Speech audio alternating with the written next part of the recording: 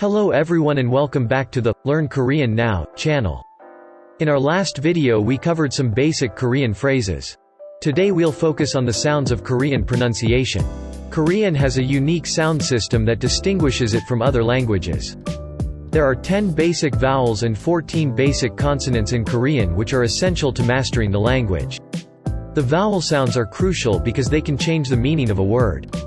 For example, the word ga means family, while the word gwa means and, so it's important to pay attention to the pronunciation of vowels.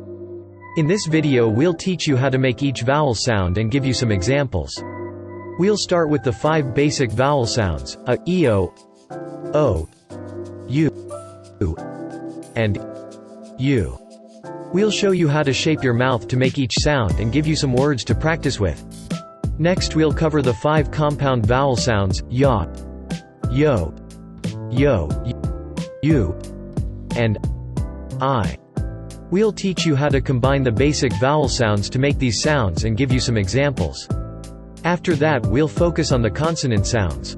There are 14 basic consonant sounds in Korean, some of which are similar to English sounds but others are quite different. We'll teach you how to make each consonant sound and give you some examples. We'll also show you how to make the double consonant sounds which are pronounced with a stronger emphasis than their single counterparts. Finally we'll move on to some of the trickier sounds in Korean, g, d, b, s, and j. These sounds can be difficult for English speakers because they don't exist in English or have different pronunciations.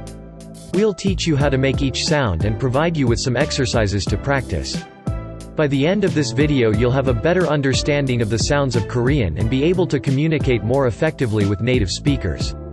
Don't forget to practice and we'll see you in our next video. Thanks for watching.